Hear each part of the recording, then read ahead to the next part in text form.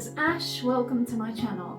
This is part 2 of my Life in Singapore series. If you have not watched part 1 yet, I highly recommend it to you. In this video, I cover some of the other aspects of my life in Singapore. In my previous video, I covered what to expect once you land in Singapore. I covered the airport, the transport system, religion, language spoken, the position of Singapore. Today, I'm going to dive a little bit deeper into the landmarks and the gorgeous attractions the country has to offer.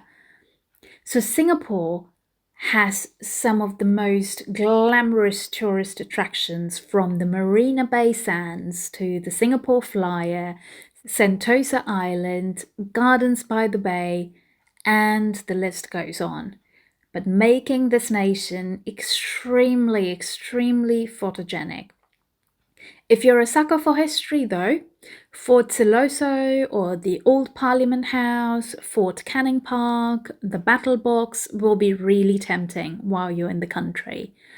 So amongst these airbrushed high street heritage building and highly urbanized city-state, you actually do have places like Pulau Ubin and pockets of some old world charm to be found in places like Arab Street or Bras Basah Bugis. There are also cultural ethnic areas like Little India and Chinatown, but these are more of concepts organized for the tourists. So if you are from the big India or if you are from the country China, then these may not be as attractive as it would be to other tourists in Singapore. Visually, Singapore architecture is a combination of the futuristic, modern skyscrapers and early colonial shophouses or temples. Singapore is often unfavorably described as too sterile or too clean, with really orderly streets and no chaos whatsoever, like what we normally find in Asian cities, including India. But if you scratch beneath the surface, you actually find pockets of culture and identity that reminds you that it does offer the same depth. So for every shiny modern building or iconic architecture, you will find a Chinese temple or something really exotic in Chinatown's wet market, for example. So for every lush and quiet restaurant, there is always going to be a delicious, buzzing, cheap hawker, or as they call it, the kopitiam market, serving Singapore's famous chicken rice or chili crab.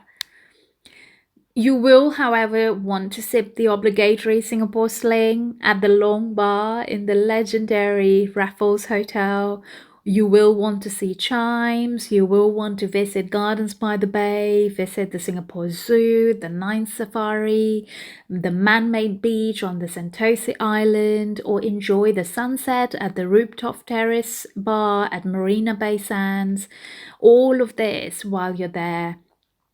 So when you want to explore and try something offbeat, the less touristy time fillers would include places like East Coast Park. So join the locals to go for a cycle in East Coast Park, or pick up a paddle and kayak in MacRitchie, or just catch a classic movie at the projector, which used to be my favorite pastime. You will never starve in Singapore, full stop. The food scene is absolutely unreal. It is a food heaven. I've never seen such huge number of eating joints, cafes, hawker centers, kopitiam and restaurants all piled up on one another. There is always a kopitiam, which is a coffee house or a food court. Life in Singapore is centered around food. People reserve, or as they say here in Singapore, again, watch out for a Singlish word coming your way, chope. So people reserve or chope a seat in advance by placing maybe their business card or a pack of tissues or just an umbrella on the table. because that's how busy it can get during lunch or dinner hours. So food is eaten in Singapore at hawker centers, which is basically like a centralized street food that serves your Chinese, Indian, Malay cuisines. Hawker centers are mostly outdoors and they're very basic, whereas food courts are mostly indoors and they are often located in the basements or the top floors of shopping centers. If you're not a big fan of Asian food, there are tons of Western franchises. So from your Hooters, your TGIF, in the central areas like Clarke Quay.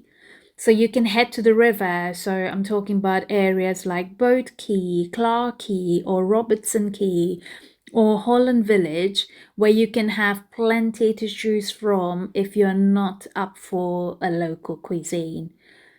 The less touristy places to try for food would be between Chinatown and the CBD area or Dempsey. Alcohol, my friend, is expensive. It is taxed at a very, very high rate. So maintaining a social party life here is actually very expensive. But I have to admit, sorry men, thank goodness for ladies' night prices specials every Wednesday. So that saved us a couple of bucks, definitely. But as I said in part one, that is why probably heading to Changi Airport and hopping on a flight to get to Thailand, Malaysia is actually cheaper than spending one of the weekends in Singapore if you're expecting a brilliant social party life here. Singapore actually used to be much cheaper than Japan and Korea, but now she probably ranks among the most expensive cities in Asia. And the most recent survey actually ranked Singapore as the fourth most expensive city to live in Asia. So, from property prices to car ownership, further education, medical costs are sky high. But I must say, as a citizen or a PR, you can make the most of your MediSafe for your medical fees on admission and for your and for certain medical tests. So it really depends on the choices and it's down to how you choose to live. And if you want to live expensively, then Singapore is an expensive country. When I lived here, I, including a lot of my colleagues who had families, would actually dine quite regularly in the food courts as they were actually considered cheaper than doing your own groceries and then cooking at home. And it's actually also quite a healthy alternative. Commodities such as vegetables, milk, etc., are actually imported and hence slightly expensive. So getting them from a place like NTUC or Sheng Siong is actually cheaper. So for groceries, just to give you a flavor of some of the chains, you have chains that fit every pocket and budget, just like UK and India.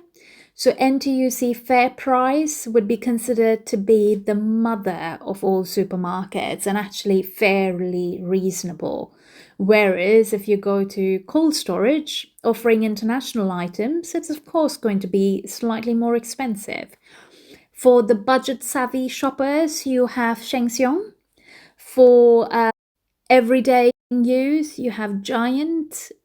All of these supermarkets offer online shopping, including home delivery services. It's not just cars that are expensive, it's even the housing. So there are two kinds of housing. You've got the public or the private HDB, and you've got the condominiums, or in short, the condos. So the HDBs are your government sponsored flats. Both do not come cheap. Buying for foreigners is way expensive. So a lot of people end up renting. I rented when I lived in Singapore. So housing prices really depend on the region that you're selecting, the type of housing, and the view that you want. But as I mentioned, HDBs are always cheaper and actually they're more popular. So in general, it is an expensive country. But obviously, it depends on your lifestyle, your expat package, plus the number of dependents you are expecting to support, all play a big, big part in the cost of living. Rent and food are comparable to New York City or London. Space is a luxury in Singapore, so it does come with a big price tag. And a big bonus to living in Singapore is the low income taxes. This is a huge benefit for those who come to work here. The tax is tiered and it's based on the salary you earn. For families, a decent expat package is absolutely crucial when it comes to schools for your children. International schools are expensive, but the education is first class for sure. So all children in Singapore are actually entitled to free state education, and all schools receive some level of public funding. Funding is administered directly by the central government.